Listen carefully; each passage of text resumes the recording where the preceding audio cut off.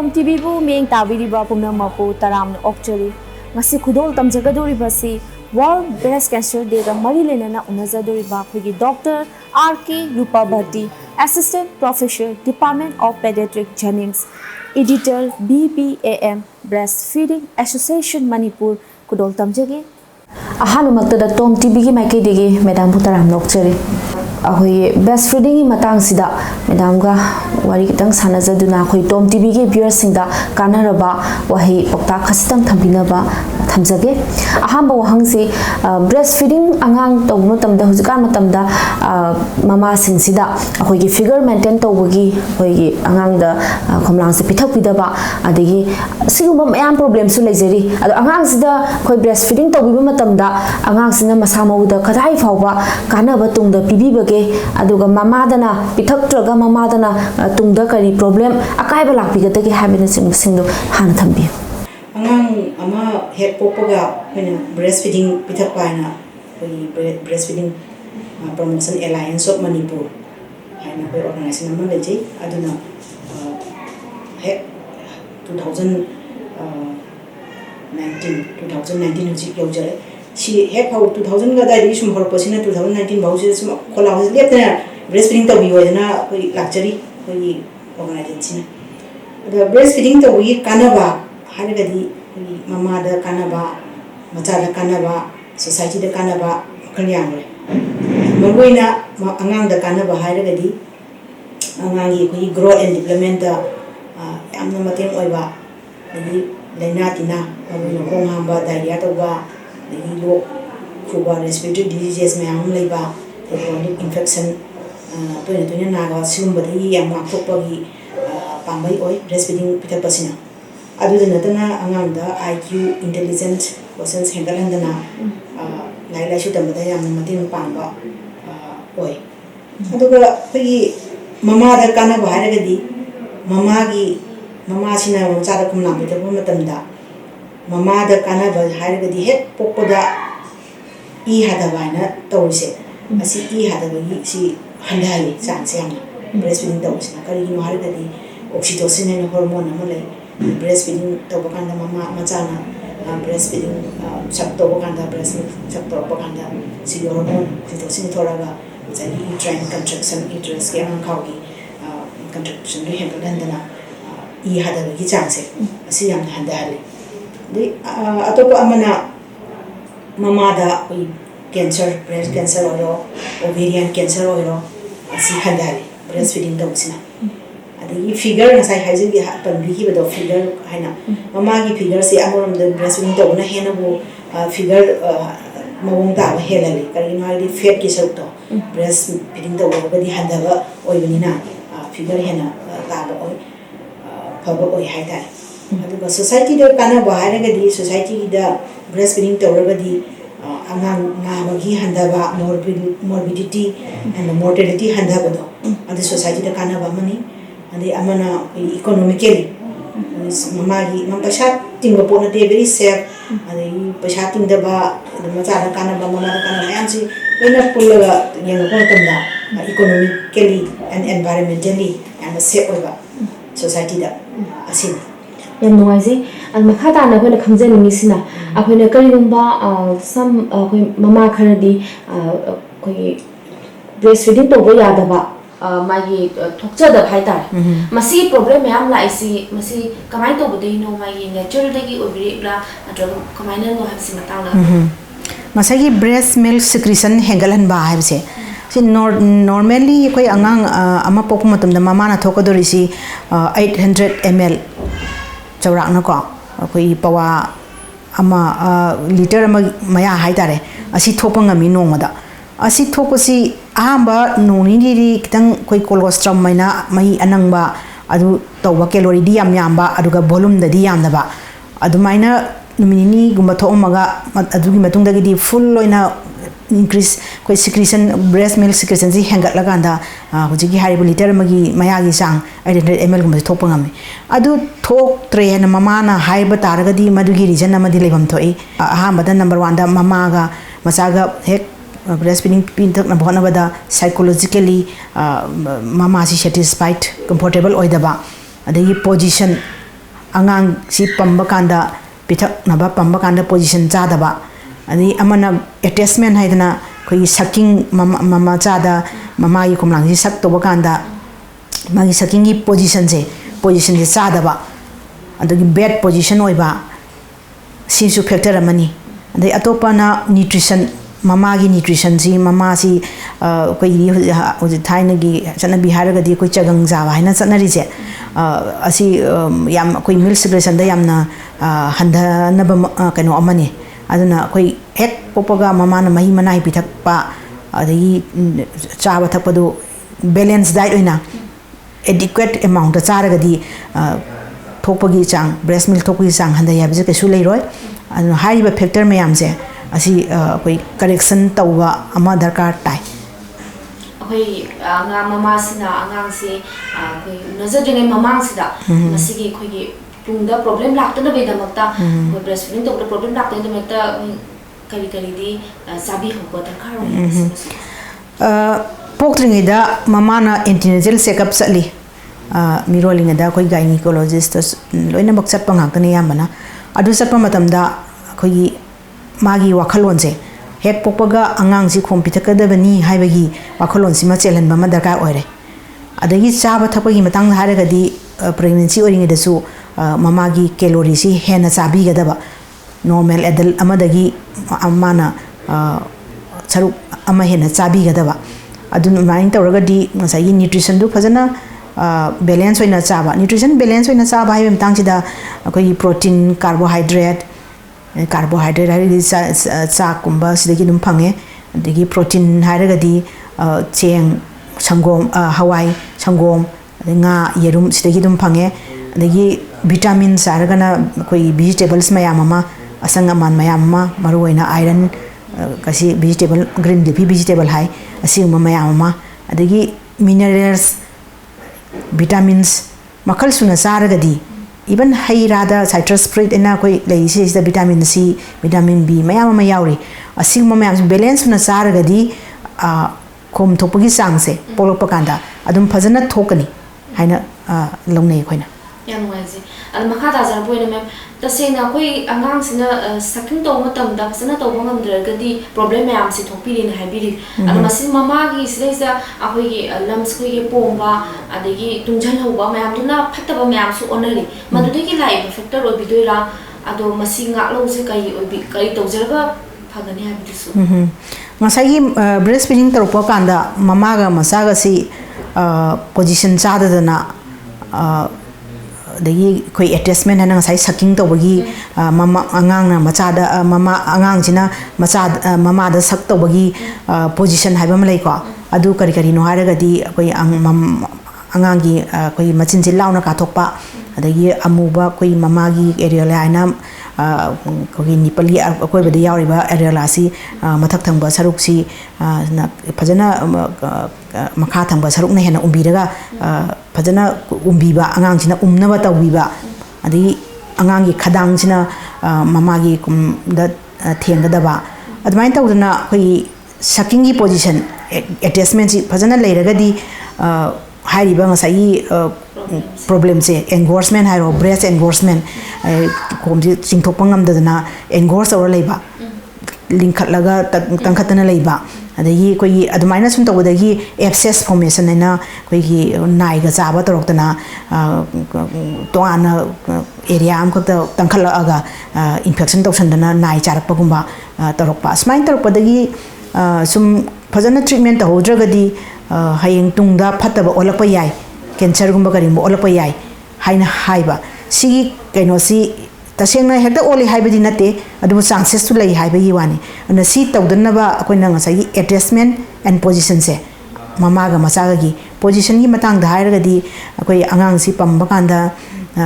phaina pambiraga ari position du angang duna mama rom da onsan biba ari magi mangakka angang gi mangakka masaga makokasi straight line da thambiba dei mama ga masaga mit chanana yenga pithakpa smain tawdana good position and a good attachment ani se leragadi hoji hairiba problem tangkhatpa engorge soba kada wase asi am handai waise me koi mama se koi breast kai gumba cancer patient oibire admai mi angang se una matamda angang sida mai breastfeeding tawbase masi yabibra kamai to hojiki breast cancer du mama du breast cancer na ba oiragadi ma hidak khardi charumgani hidak saba sida anti cancer drug saidana already cancer na romida piba anti cancer drug to adu saragadi akoi angang da kumlang pitakanoina hai karigino haida madugi anti cancer drug to magi breast milk secretion to angang du sokpa yabanina aduna tana cancer na raga su magi cancer gi anti cancer therapy du loiraga marakta leiba anti cancer drug to chada bo iragadi adun pitakpa yai angang du da kemta masada normal mama na pitak du ga chama na pitakpa anti cancer drug haido ngasai cancer du andana ba drug to chaba natragadi moigi si koi cancer gi therapy si di mai si matam 6 weeks kumba 4 weeks kumba mu hidak piraga mu lepa kaina smaina moigi leieba adumaina anti cancer drug cha daba matam do orgadi pitakpa ya dubu yari kai di koi mana really cancer na re haina khanga di mama gi treatment du yam maroi banina mama gi treatment du phajana tawbiraga angang du su karma mong da pitakada ge do akhanga hi tanaraga tawbibana phai yam noise mem atu khogi mama sina khogi sigi narko matam sida first stage second stage third stage an lebiri ado first stage se khoi aham ba se khoi kamai tawdana khoi normally people amna khangjana ba se kamai tawga khoi yum da khangjana ba se kari upai di lebi akhoi breast cancer detect tawgi matang da haragadi kamai tawna khoi khangkadage se akhoi nupi ji angang nupimsa he inkhalakpadagi hauna moi hormonal changes ni matungina moi si adum breast development se hore horopo kandagi hauna koina every day yaragadi every day dum tawi ai adubu once a month koi masa matom da koi message koi keno tawjaraga pairaga yengba matum gumba leibra lump haina ko breast cancer arpa yagi matum gumba leibra na yengba adugumba thengnaragadi akhanga higa tanabi tare aduna tabida akoina chingnaba leiraba matumdi chingnare oiramba yai khotlen haragadi mammography kaina koi x-ray gi matengna image kanogi matengina koi adum lauraga breast cancer gi stage first second adum yengba yai adi atopa amana koi gi matum du phajana leire koi facility du ngasai gi mammography gi facility du leitre haragadi koi biopsy tawbaina koi yetum na thelaga biopsy mai cell do microscope makadi yanga cancer gi cell na tabra haibdo adu detect tawba yai da khwai dagi koi chamchama pambai de koi isana feel tawra yengjabado ana nupim cha hauraiba nupa koi gi angang leiba oraga su adai da nukti gi mai breast the any changes lam matung umba leiba khot price isana yengjabase sigi awareness yam darkar lei yam chumi medam akoi na di haidi kek narpa pombudu ma pan thura kan da thura kan da wena hekta yeng basigi sana bi se dum koi myam se dum tawjari ne ba asmana medam na mayam na ba mayam tapi duna koi beer sensitive su masi soi da na ke mati ngai ba khobi ram bane ha bisu thamjage makha ta ba wang na le sabi ga mauga chances se breast cancer na ba gi chances se di percentage se kayam di kamai na to adugi percentage thoina leite kaigino da koi unmarried ladies hai tare longmayu makai pandaba kanu da sodum lei breast cancer gi se adu da bu heli hai akoi percentage yengna kanda aduna luhonga ba matungda atraga luhongdringi da anigi percentage si yengna pa matam da di unmarried yang koi luhongdana leibase sidana bu chances se khare heli na adum adumaina lei luhongdana lesabi ne kunya khoi kuina leibase ala anga inkhalak pasi dadi madu ki problem se kya thoina leiti inkhalak pa dadi thoina cancer gi kano di incidence yam wang ba leite ala matam siga amang khau ki ba matam siga hoji hoji matam siga percentage se breast cancer na ba ki hengal pir en khan bi bra na khanda bi bra breast cancer na ba gi kano se akoi hojikti hengale haina koi study ji matung ya di hengale na lawri adu bu hengal pa gi maram se awareness hengal pasina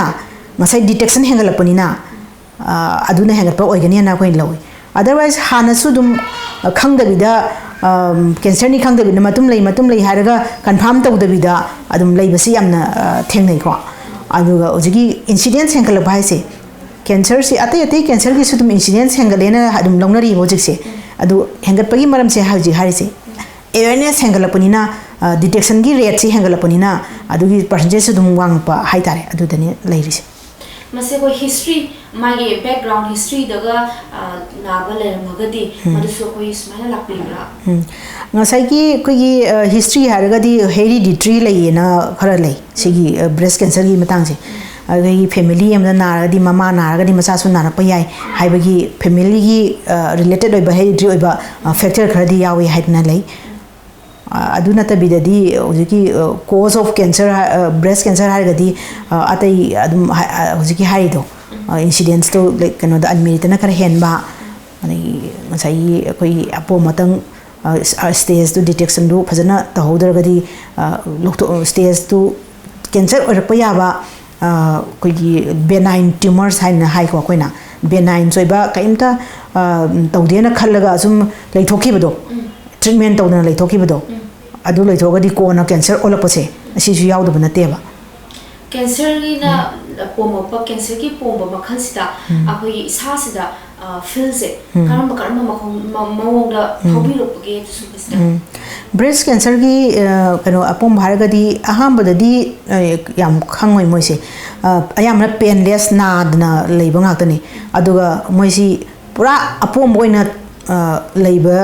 di kan percentage yamdi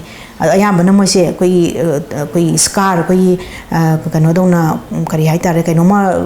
chalaga leiba koi kaino da hairaga komla gi makui dman mahut mot ko hulaga koi pd orange ya koina adugi sign se khara late oira kanda di admaina paksalaga leidana to yawi kano breast cancer gi presentation amagi hagazaba adumagadi kanta yam kana adugumba thoidokpa leite moje ayamana painless ni adunani akoina aha isana feel tawraga lam leibra ina yeng hek lei haraga di yeng thokpiyo na hairisi the stage gi matungina kona confirm late stage or kan ne ba yam confirm tawrisi ha mut ko ne khangja base khara suwa khangja base khara waja ba haitare ada first stage da koi khangbi horga di koi kan mo gi chance di adudi yam phajana ngamme karigino hada first stage sa koina chingna baleraga di mai breast lam to lauthopirani lauthoga du metastasis sena sandokpa amagi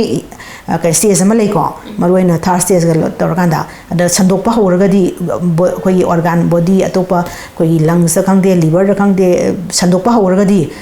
adudi stage du gi matungna layeng tawtare otherwise first stage kuma torga di magi area localized oiba area du da katang tawba oibani na adu lauthoga cure rate dum yam wangi stage se second stage third stage se urga di ko sikra wana thopi ga doira hoi ado koi breast na amada na bire khalo change ama na mas sandokpa yabe ko dongsa se lei ne lei late stage da na mas ko shosang na matung da koi na mas da koi sandok na be tamakta de koi kari kai bari tangse adu hujiki haido hujiki treatment do khaidagi phabadi nganna khangdokpa ma cancer breast cancer na re habisi nganna khangdokpa khangdoga di stage 1 da leiraga di lauthogaga magi follow up makha taba adum chatlaga leiba aduna second stage da leiraga di masi operation taw raga lauthokpa yarba stage la natabra habduma khangdo maruina khoi akang hai cancer i related oiba doctors surgeons mayam leiri ko adu moiga tanaraga tawiba aduga som atopa nakanda lan bhai se adum lan ba yai haba ka you know sai stage late oira kanda koi lymphatics adai magi local oina sum jada sandorpa mal tawragadi amadu sum cross to yai yam nuaje dam kha dasara poina akoi ngasai gi muklak se gi mangi do agang da khumlang se pithak pa angang siga pithak ta angang siga khena bagi brain do ro adigi mai masamu do ro khenam se tuki matik lei haibiri ne ado koi beer sing da ngasi aroi boina memna awareness oina matik kitan amtam remind toroga thambi breast feeding haibase akoina hek pokpodagi pok chungidi hauna mama gi antenatal checkup sapadagi hauraga mama anduna macha du komlang pitakadabani haibagi wakalonda thambiba darkar oi adai hek poklapaga pungkhai amagi manungda breastfeeding pitak padarkar oi ai hek popaga pungkhai mangda pithaga ngasai exclusive breastfeeding na mama hi komdang pitak pa ising bawo pitak taba ꯃꯁꯤ ꯀꯩꯒꯤꯅꯣ ꯍꯥꯏꯔꯒꯗꯤ ꯃꯥꯒꯤ amount ꯑꯦꯗꯤꯀ꯭ꯋꯦꯠ amount ꯑꯗꯨꯝ ꯊꯣꯛꯆꯕ ꯑꯗꯩ ꯏꯁꯤꯡꯒꯤ composition ꯌꯥꯎꯕ balance food ꯑꯣꯏꯕ complete food for the baby hai tare ko adu oiba adu gisina exclusive breastfeeding se up to 6 months pau tawiba adu oragadi ngasai gi hariba angang da nagan ba laina tina diarrhea respiratory diseases the malnutrition vitamin A wat ba chaba tumda ba khot myam se asi loina ba ngak to kadoi like 6 months hek phabaga complementary food mapang chaba hawan ba in addition to breast milk aduna akoina breast milk si pitak na complementary food si mapang si thata we subde hobiba si pitak pasina sum breastfeeding sum pitak pasina akoina extended breastfeeding hai up to say 2 years pau say ani pawa ani dagi helasu yai adabu ani paudi compulsory extended breastfeeding oina pitak pa asi oragadi sai hariba wi angangi